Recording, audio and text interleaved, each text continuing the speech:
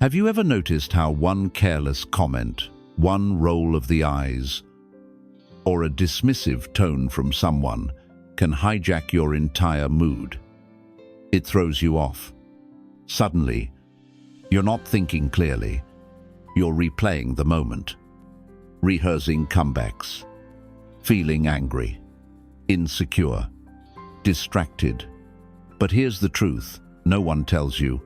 The real problem isn't what they said. It's that you gave them access to your emotional state. Let that sink in. You handed over the remote control to your peace, to someone who didn't earn it, and probably doesn't even realize it. Now imagine this. You go through your day, and no matter what people say or do, you stay grounded, calm, and unbothered. Not because you're cold, but because you're in control. That's not wishful thinking. That's Stoic Mental Armor. And today, I'll show you how to build it piece by piece. Let's get one thing straight. Your emotions are not just feelings. They are entry points to your power. And the moment you lose control of them, you give others permission to lead you, to manipulate you, to decide who you are and how your day will go.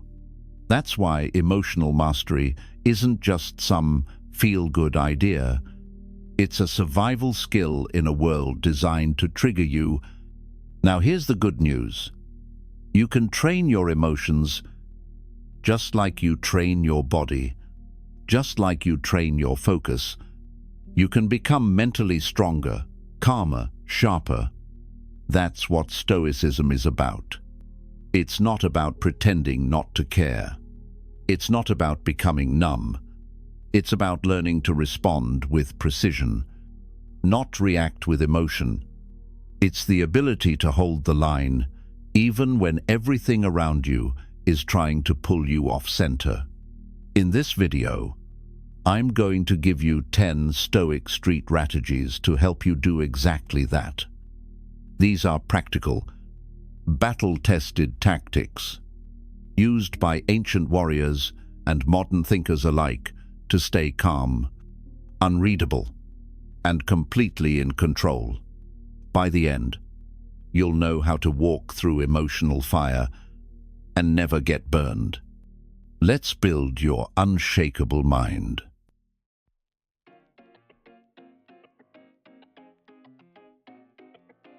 Let's start here. You are not at the mercy of what people say. You are not required to flinch, defend, explode, or collapse.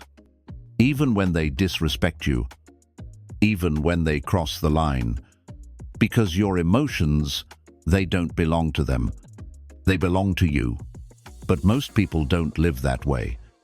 They walk around with open wires ready to short-circuit the moment someone pushes the wrong button, one sarcastic remark, and they snap.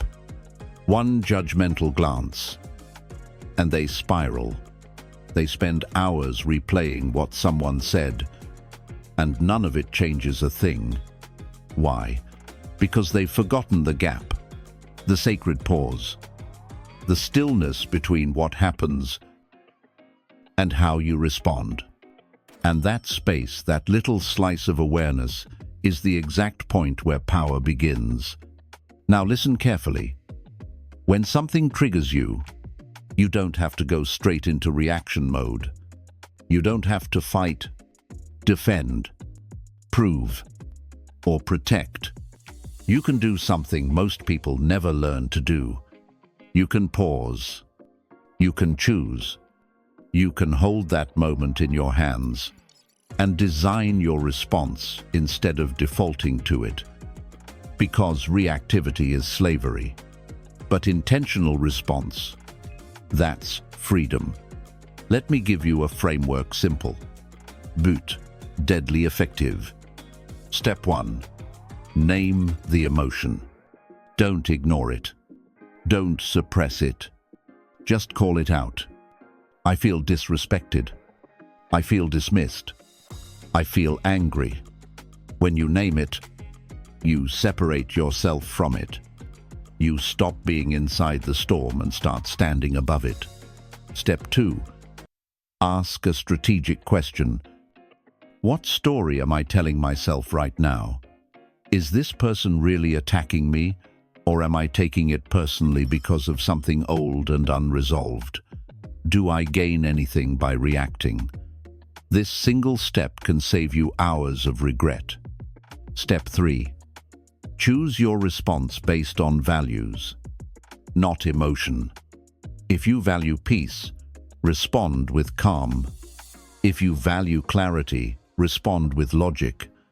If you value power, respond with control. Because in that moment, you're casting a vote. A vote for who you are and who you refuse to be. Let me say this clearly. The manipulator only wins when you react the way they planned. Their power is not in their words. It's in your predictable response. So when you break the pattern, when you don't lash out, when you don't get drawn into their chaos, you pull the plug on their game. You confuse them. You disarm them. You gain the upper hand without raising your voice. Now let's be clear. Emotional control is not emotional suppression. You are not a robot. You will feel things: anger, sadness, betrayal. But the Stoic doesn't deny the feeling. He just doesn't let it decide who he is. He doesn't hand over the throne of his inner world just because someone knocked on the gate.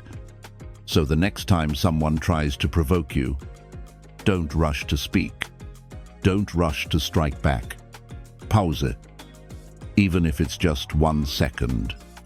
And in that second, ask yourself, do I want to be reactive or do I want to be powerful? That 1 second could change the entire outcome, not just of the conversation, but of your identity, because a reactive man is readable, but a man who can pause in the fire, he becomes dangerous. He becomes untouchable. He becomes stoic. Coming up next, if you want to stop being emotionally hijacked, you also need to stop expecting people to think, feel, or act like you. Let's talk about that next.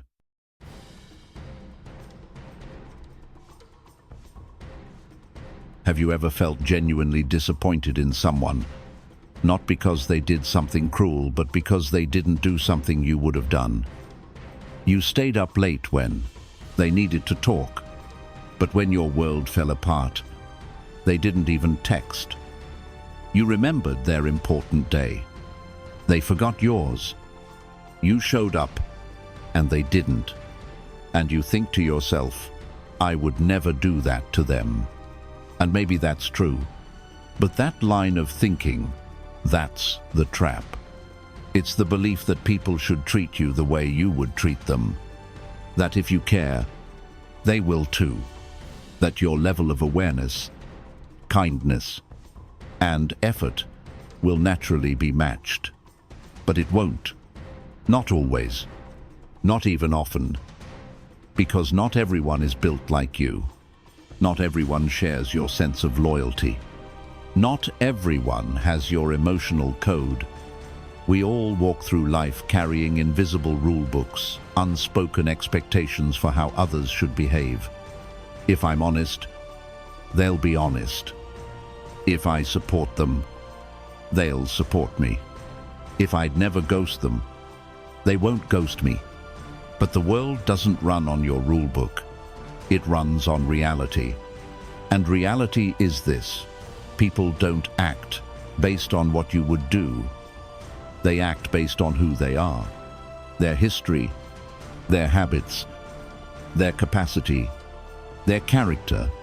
So when you feel let down by someone's behavior, take a moment, pause it, and instead of jumping to the conclusion that they wronged you, ask yourself, what exactly was I expecting, and did they ever actually agree to that? Because most of the time, they didn't. They didn't promise to respond like you.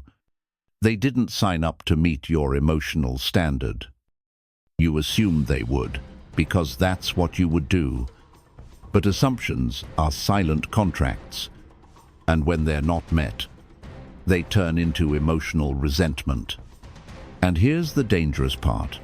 Some people sense your expectations and they'll use them against you. They'll withhold what they know you're hoping for, not out of cruelty, but because they know it gets to you. When someone learns you expect kindness, they'll test your tolerance with indifference. When they sense your loyalty, they might take advantage of it, because they know you won't walk away easily. This isn't paranoia, it's pattern recognition. And the more emotionally attached you are to how someone should behave, the more emotionally reactive you become when they don't. So how do you stop handing people the remote control to your mood? You let go of the illusion. You drop the quiet fantasy that says, if I do good, he'll get good back. If I show up, they'll do the same. If I love fully, I'll be loved well. You replace that with truth, with boundaries, with a clear understanding of who people really are, not who you wish they were. And when you do that, you stop taking things so personally. You stop being shocked when people disappoint you. You stop trying to rewrite their character through your expectations. You simply adjust. You recenter. You protect your peace. Not by lowering your standards, but by no longer forcing others to meet them. So, next time someone lets you down, don't spiral into bitterness. Don't keep repeating, I would never do that. Of course you wouldn't, but that's the point. You are not them, and they are not you. And the day you accept that is the day you finally become free. Let's be honest, there's something deeply satisfying about being right. It strokes the ego. It feels like victory. It's proof that we're smart, capable, sharp, that we see clearly when others don't. And that's where the danger starts. Because when being right becomes your mission, peace is usually the first casualty. We've all been there. Someone says something that's just wrong, uninformed, unfair, maybe even offensive, and immediately that spark lights up in your chest. You feel the urge to correct, to confront, to make sure they understand just how wrong they are. But here's the question most people never ask. Is proving my point actually worth it? Will it change anything? Will it build the relationship? Will it give me peace, or just a short-lived sense of superiority? Sometimes you win the argument, but lose the connection. Sometimes you make your case, but now they see you differently. Not wiser, just louder. And the irony, the need to be right, often comes from insecurity, not confidence. Because when you're secure in what you know, you don't need to prove it to everyone. You don't need validation from debate. You already have it from within. Peace is a higher form of intelligence. Let's bring it closer to home. You're in a conversation with someone you care about. They say something that doesn't sit right. You know you could jump in, correct them, even win the point cleanly. But something in you says, not this time. Because winning the moment isn't worth damaging the bigger picture. And that restraint isn't weakness, it's mastery. Now, to be clear, this isn't about being a doormat. It's not about staying silent when something truly matters. It's about knowing when silence is more strategic than a speech. It's about learning the difference between ego-driven correction and value-driven clarity. You don't need to jump into every debate. You don't need to prove your intelligence in every room, because not every disagreement deserves your energy. Here's how you stay grounded. First, ask yourself, do I want to be right, or do I want to be effective? Because they're rarely the same. Second, check your motive. Am I speaking to bring clarity, or just to win? Third, pause. Breathe. And remember that silence, in the right moment, is more powerful than the perfect argument. Because here's something rarely acknowledged. The person who can stay silent when misunderstood is often the one with the most control. They're not shaken by being misread. They don't chase after correction. They don't beg to be seen accurately. They know who they are, and that's enough. You don't need to be understood by everyone. You just need to be aligned with your values. So next time you feel the urge to make your case, stop and ask, is this really worth my peace? What would it cost me to prove I'm right? And what would I gain by simply letting it go? Sometimes the most powerful thing you can say is nothing at all. Because the strongest minds aren't obsessed with being correct, they're focused on staying free. Free from emotional tug-of-wars.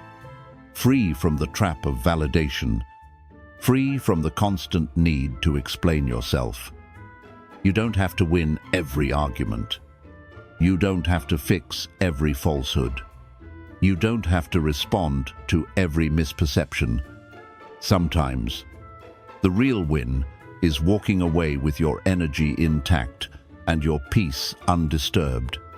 And that choice, that restraint, that self-mastery, that's Stoicism, and that's real power.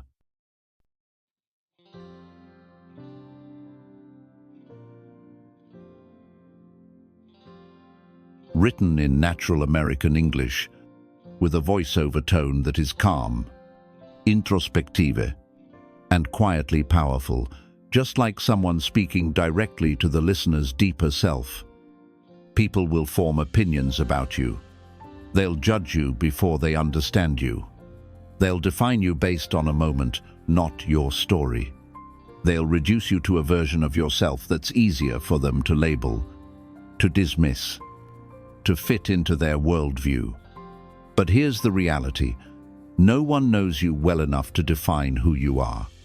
Not fully, not fairly, not truthfully. They don't know what you've overcome. Just to be here, they don't know the battles you're still fighting silently. They don't see the part of you that stayed calm when everything inside you was breaking apart. And yet, they will still have opinions. That's human. What's dangerous is when you start believing those opinions, when you internalize their assumptions as if they are facts. That's when your peace begins to fracture. The world today makes it so easy to attach your worth to how others respond to you.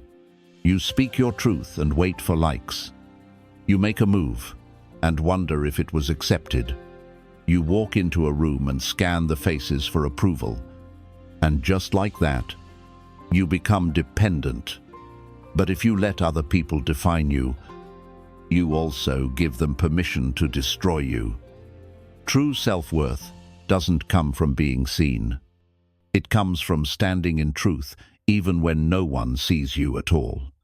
It's quiet, it's internal, and it's built on alignment, not applause. Your worth is not in their reactions. Their silence doesn't mean you don't matter. Their rejection doesn't mean you're not enough. Their misunderstanding doesn't make you less real. So what do? You begin to filter.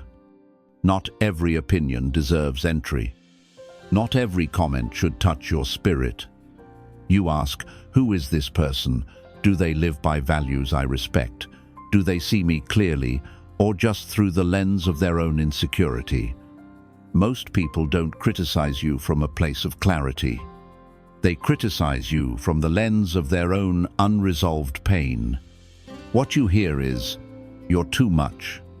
You're not enough. You're wrong." What they're really saying is, "I don't understand you.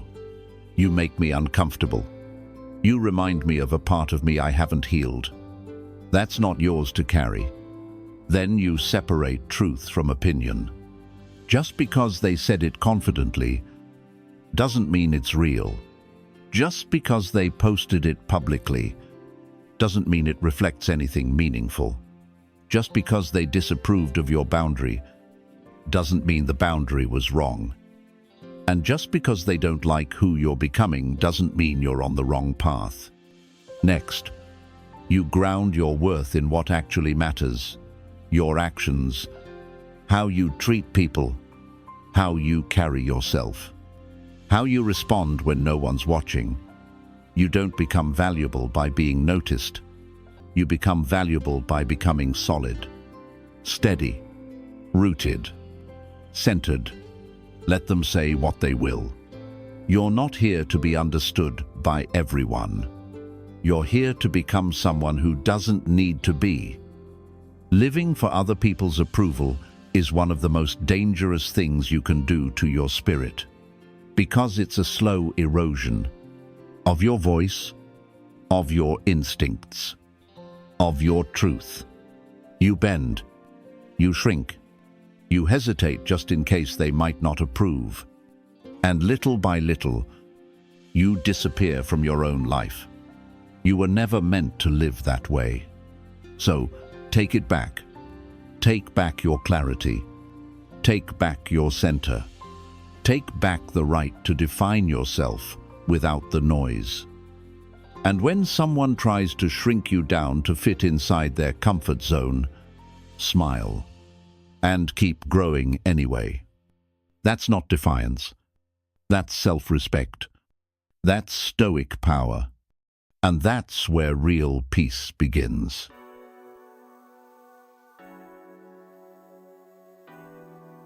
Let's get something clear. Boundaries are not selfish. They're not rude. They're not cold. They're not too much. They are the quiet architecture of your inner peace.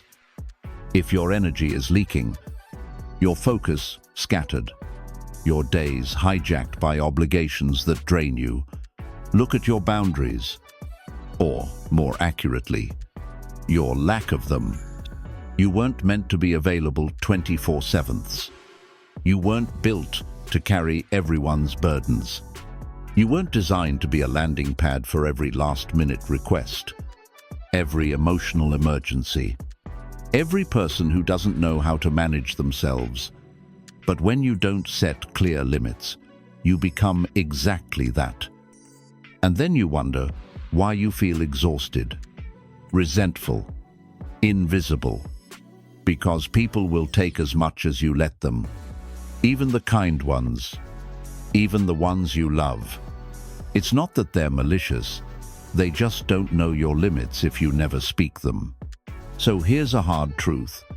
If you don't set boundaries, you give other people permission to define your limits.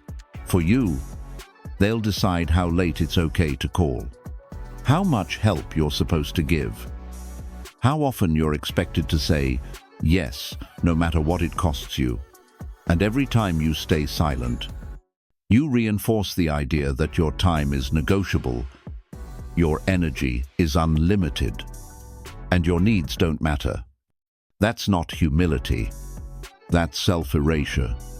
So what do strong boundaries actually look like? They don't look like shouting. They don't look like slamming doors or cutting people off cold. They look like calm, consistent clarity. They sound like, "I can't take that on right now. I'm not available at that time. I'd love to help, but I need to recharge this weekend." Not defensive. Not apologetics. Just clear. Here's how you do it. First, speak clearly. Don't drop hints. Don't hope they'll notice. Say what you mean kindly, but firmly. Most people respect what's communicated directly. Second, use I language. Say, I need time to rest in the evenings. Not, you always overwhelm me. Say, I'm focusing on myself this week. Not, you're too needy. Boundaries aren't about blaming others. They're about owning your needs. Third, enforce what you say. That means following through. If you said you're unavailable after 8 p.m., don't pick up the phone at 9. Every time you break your own rule, you teach people that your boundaries are just suggestions. And yes, some people won't like it. They'll push back, guilt trip you, call you changed or distant. Let them. People who benefit from your lack of boundaries are usually the loudest when you start building them. But their discomfort doesn't mean you're doing something wrong. It means you're doing something new, something necessary. Here's the Stoic truth that stings a little. The person who has no boundaries is the easiest one to control, because they're always accessible, always agreeable, always giving until there's nothing left. And deep down, you know that's not sustainable. That's not strength. That's collapse waiting to happen. You don't need to cut people out. You just need to stop letting them run the schedule of your nervous system. Your peace is not a group project. Your energy is not public property. And your time is not a free-for-all. So protect it. Not with aggression, but with clarity. Set the line. Speak it out loud. And when it's tested, hold it. Not because you want to push people away, but because you're finally learning how to stay close to yourself. Boundaries aren't barriers. They're filters. They let the right people in and keep the wrong patterns out. And they remind the world, I am not for constant access. I am not always available. I am not afraid to protect my peace. Because you weren't made to serve from an empty cup. You were made to serve from overflow. And that overflow only comes when you're bold enough to draw the line and wise enough to stick to it.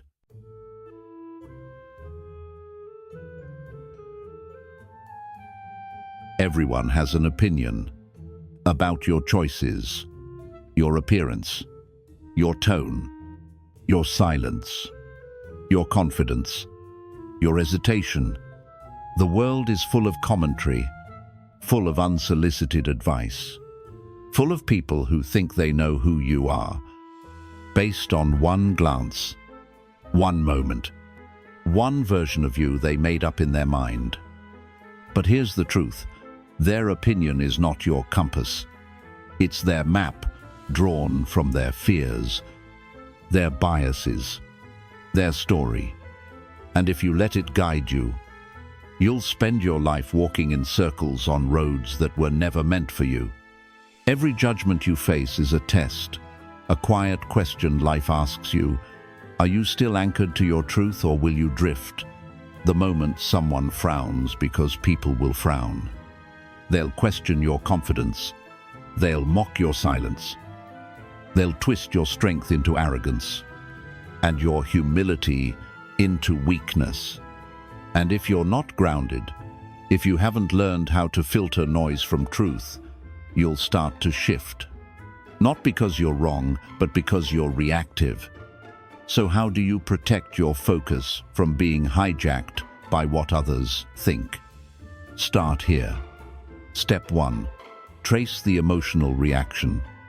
When someone's opinion rattles you, pause. Don't defend. Don't explain.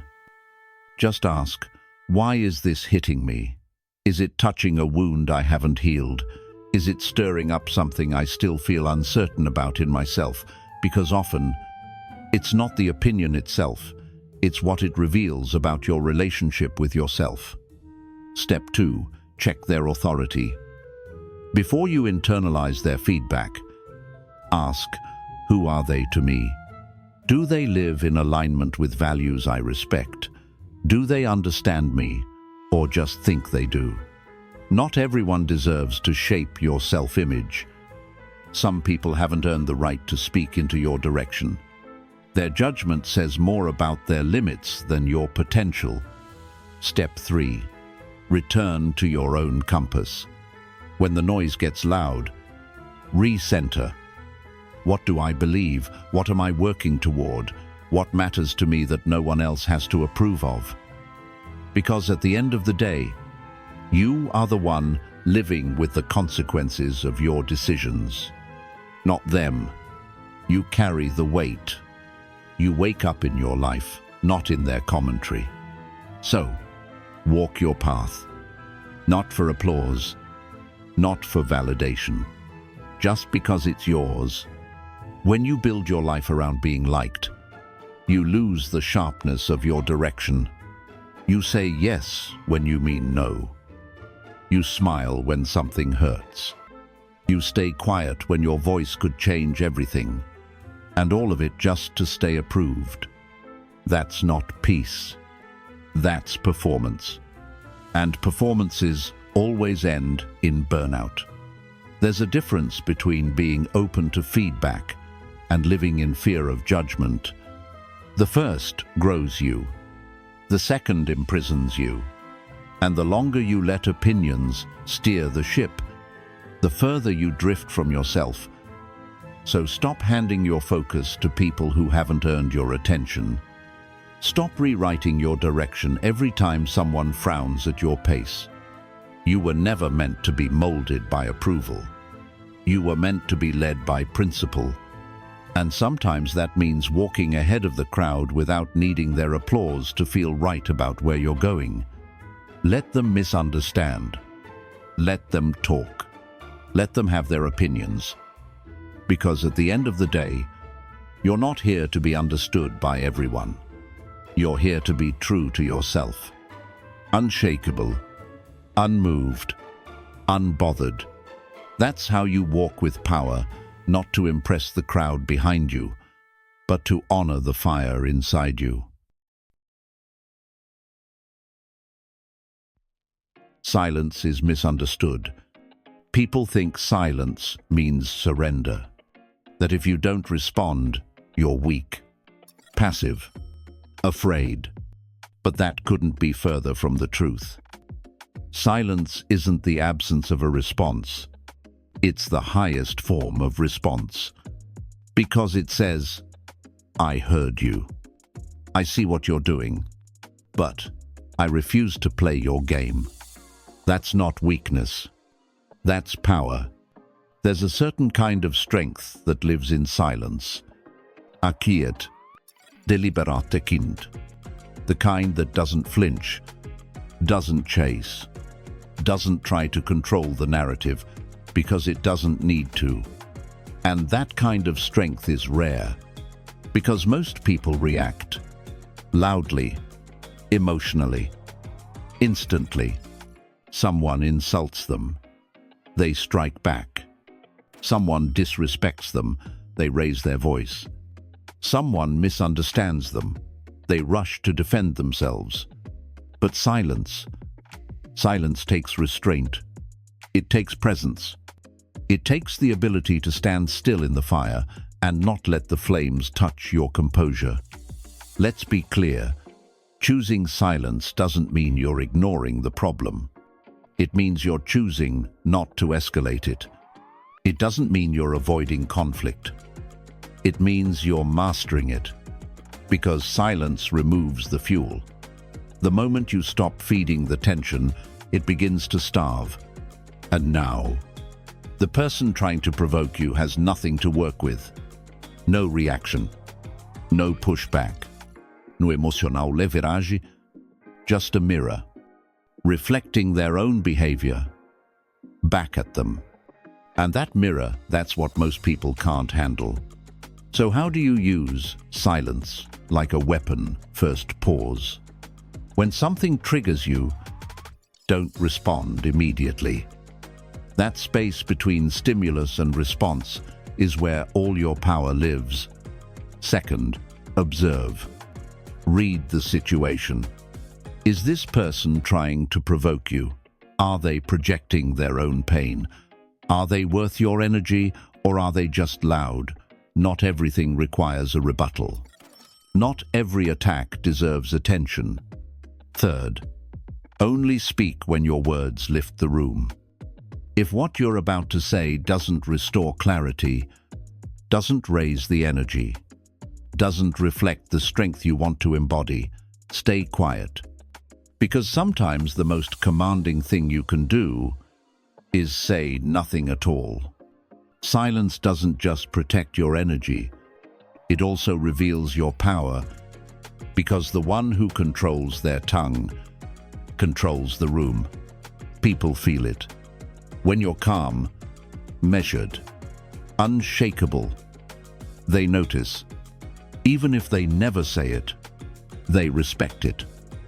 Because in a world where everyone is reacting, the person who can pause owns the moment. There will be times when people misread you. They'll twist your silence into arrogance. They'll accuse you of being cold, distant, heartless. Let them. You don't owe anyone an emotional performance just to prove you care. Let your integrity speak. Let your discipline speak. Let your restraint be your response. Because the truth is, the loudest person in the room is rarely the one in control. And here's the deeper truth. Silence cuts deeper than words ever could when you are strong enough to use it well. It exposes, it unsettles, it disarms, and most importantly, it centers you. It keeps you aligned with your principles, not their provocations.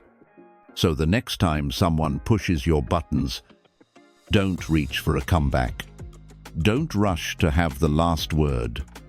Let your silence do the talking. Let them feel the absence of your reaction. Let them feel the weight of what you didn't say. Because when your silence is intentional, it's not emptiness. It's precision. It's posture. It's power. And if they ask why you didn't respond, tell them the truth. Because sometimes saying nothing is how you say everything.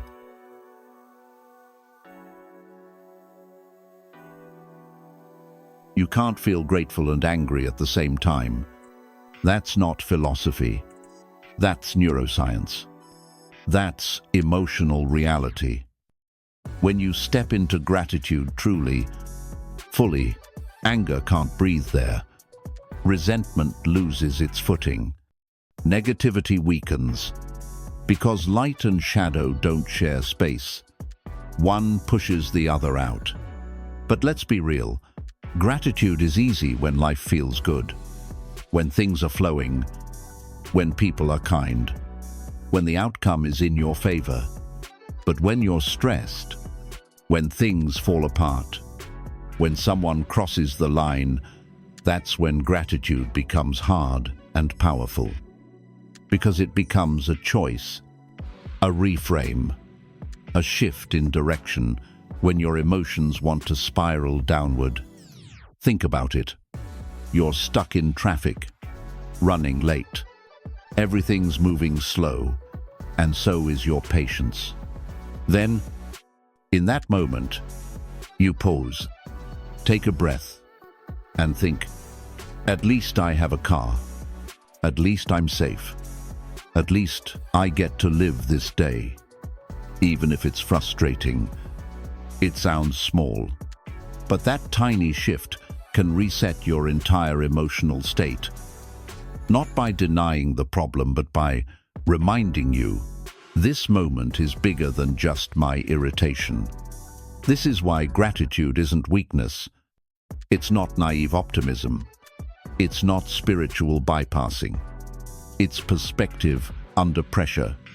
Because sometimes the fastest way to calm your nervous system is not by solving the problem, but by shifting your attention to what's still right. What's still here? What's still holding you up while everything else feels like it's falling? So, how do you build this as a habit? Start with a journal. Every night, write down 3 things you're grateful for. They don't have to be big. The smaller, the better. A warm drink, a good conversation, a quiet moment. Over time, your mind learns to scan for what's good instead of always scanning for what's wrong. Next, practice in real time. When frustration shows up, don't suppress it, but pause and name something you're thankful for right now. It's like flipping a switch. It won't erase the problem, but it will shrink it down to the size it actually deserves. And last, make gratitude your default response to discomfort. Not because the pain isn't real, but because the lens you use to see it determines how long it stays in control. See, being grateful doesn't mean you ignore what's hard. It means you refuse to let the hard parts define you. Gratitude doesn't erase the darkness, but it gives you a flashlight. It doesn't fix everything, but it reminds you that not everything is broken. And that's enough to shift your posture, to take your hands off the wheel of anger and return to stillness. So the next time you feel like everything is going wrong, try this. Breathe, slow down, and ask yourself, what's one thing I can be thankful for even here? That single thought might not change the world around you, but it will change how you show up in it. And sometimes, that's all it takes to reset the entire course of your day. Gratitude is not weakness. It's spiritual discipline. It's strategic, emotional armor. And in moments where anger wants to take the throne, gratitude walks in quietly and takes it back.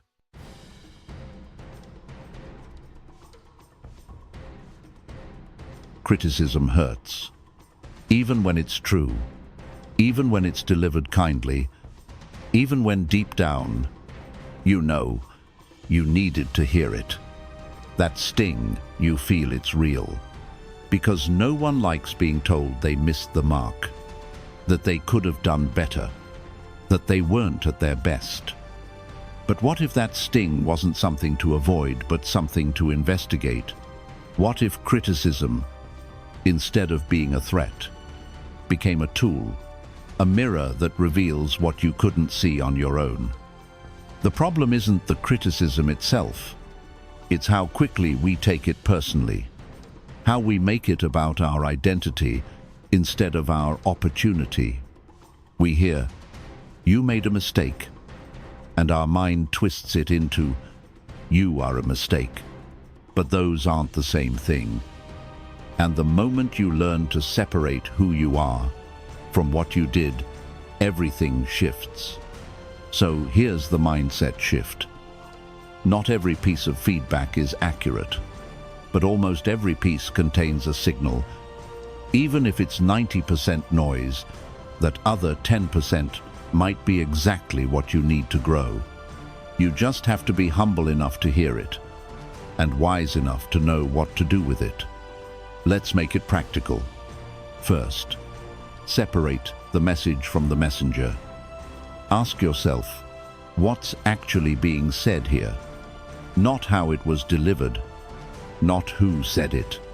Just what is the truth, content in this feedback? Sometimes the right message comes from the wrong mouth. And if you can't hear it unless it's gift-wrapped, you'll miss half the lessons life's trying to give you. Second, find the part that's useful.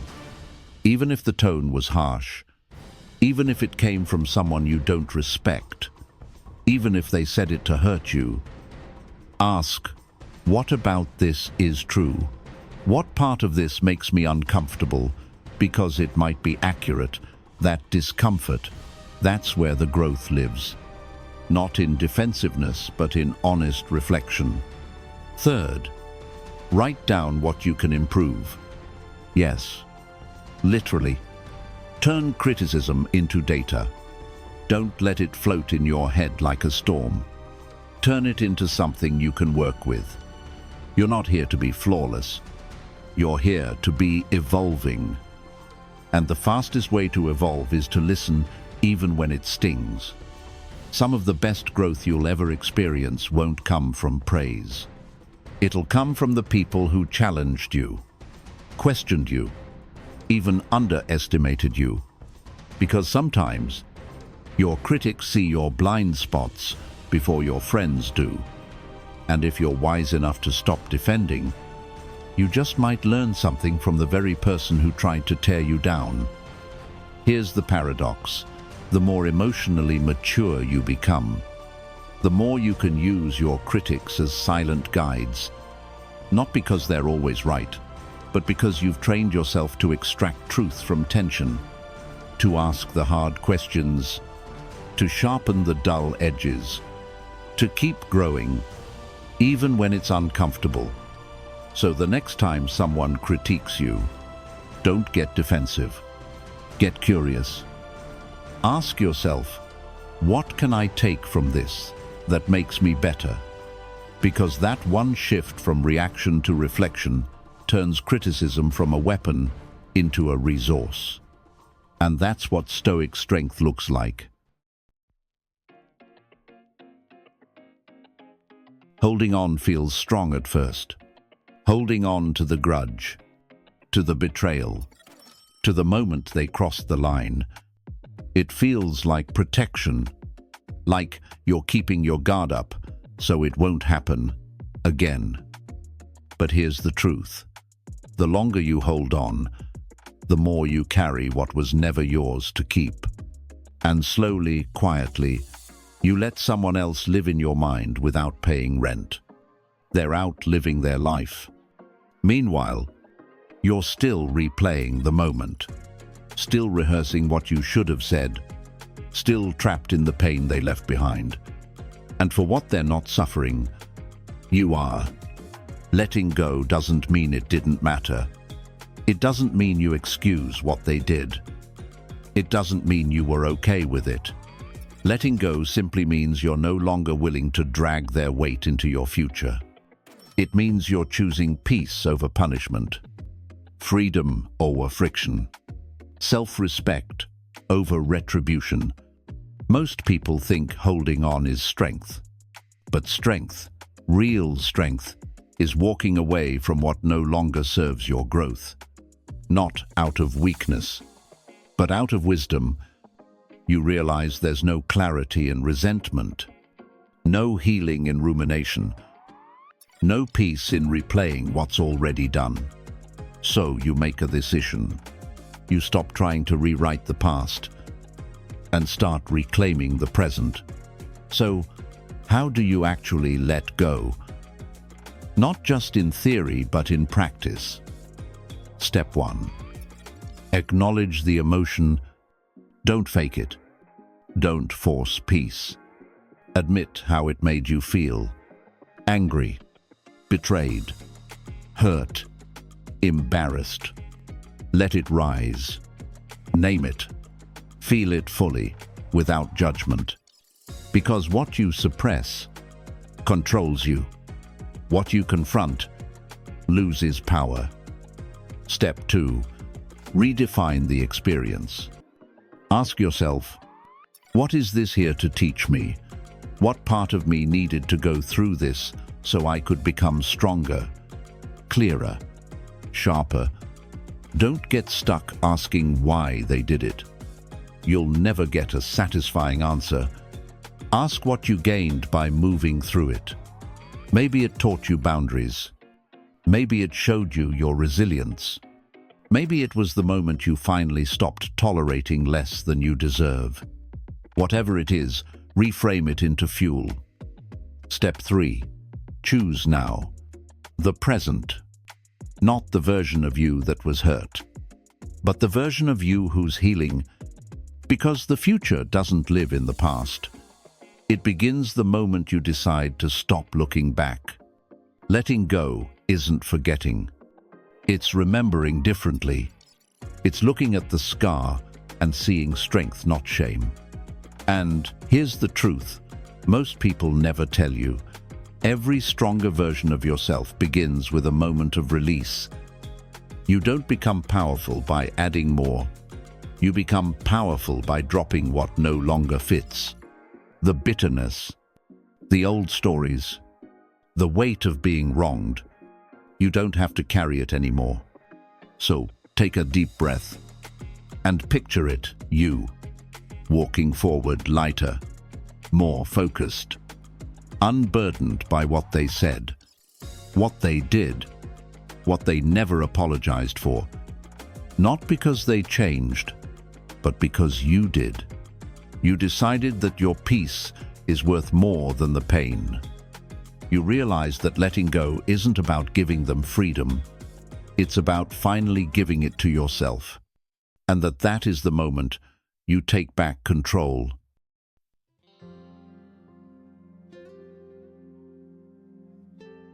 You can't control the world.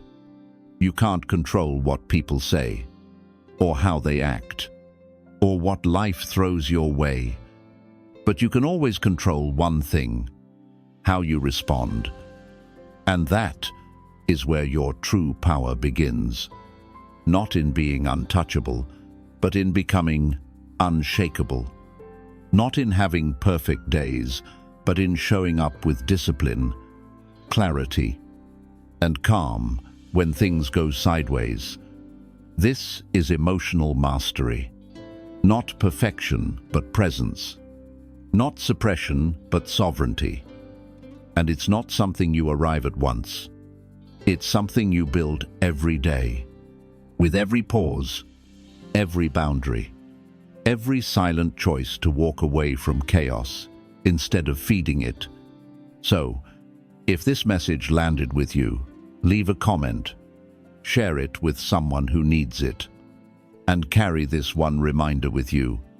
Emotional mastery isn't a destination. It's a discipline.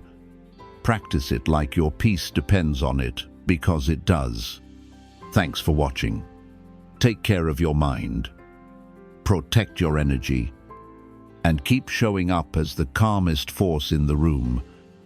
Until next time, stay grounded and stay unbothered.